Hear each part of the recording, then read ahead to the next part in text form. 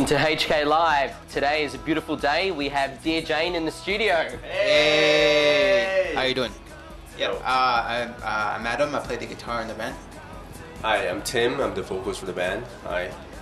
Hi, I'm Jacko, the drummer in the band. Oh, you can keep the mic. Okay, you guys all come from different backgrounds. Can you tell me a little bit about yourselves and how you came together? Okay, you want to speak first? Sure. Well, basically, the bass player in the band who's not here today, Howie, and I we're both born in Canada actually, and we went to school there. Moved back to Hong Kong probably around in mid-90s or so. So, and Tim, yes. What's your background? My background. It's actually I was born in Hong Kong and then I immigrated to the States and then I lived around. I lived in Singapore. I lived in Hawaii. Went to university there and then came back around 2001 or 2002. I forgot. It's been a long time. That's my background. I guess I've been in Hong Kong ever since. Jackal is the local representative. He's the pure Hong Kong representative. He's from here, born here, and he was pretty much raised here. We started in renting band rooms in Mongkok, like for like a lot of other bands, just free jamming, doing a lot of Green Day, Good Charlotte type of songs just for fun. And then that's how we started. And we said, how about we start writing our own stuff? So yeah, kind of like gradually grew from there. Yeah. Cool. And when did you come up with the name Dear Jane, and what does it signify? It was actually back in 2002. Yeah. Four of us were just kind of sitting down in a coffee shop and having a drink, and then we're like, oh, let's think of a band name. I mean, since we've been kind of playing already, right? And we wanted to use like maybe a girl's name. Actually, we were thinking about a girl's name, and we thought of Jane because Jane, it's plain Jane, the most common. Yeah. And so and Jane just kind of became Dear Jane. And which is kind of cool because it kind of relates to a Dear John letter. Yeah. And of course Dear Jane's for the guy, right? For the girl. From a guy's perspective. Yes, that's right. And also because we wanted a girl's name because we wanted some sort of what should we call it, a contradiction. Contrast. How do you describe your type of music? Yes, I will say a bit and you can say more.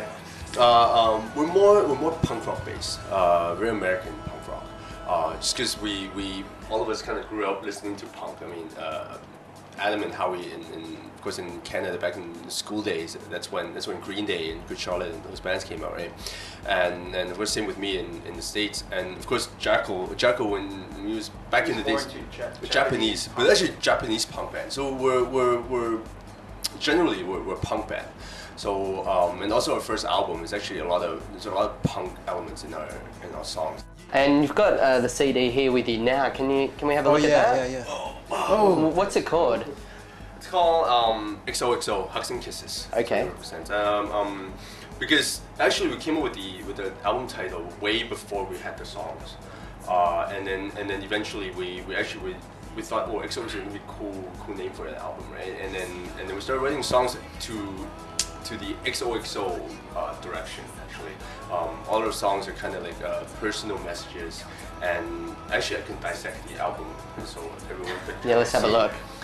This album is actually based on like a Dear Jane letter, kind of, so everything's very letter based.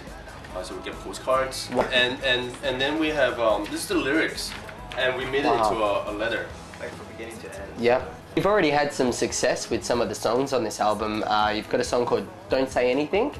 Yes. Is that from this album? Yes, it is. Yeah, it's in there. And it went to #1 on the commercial charts. Yes. Yeah. How does it feel to be #1? It's pretty awesome. Because we actually never really expected it because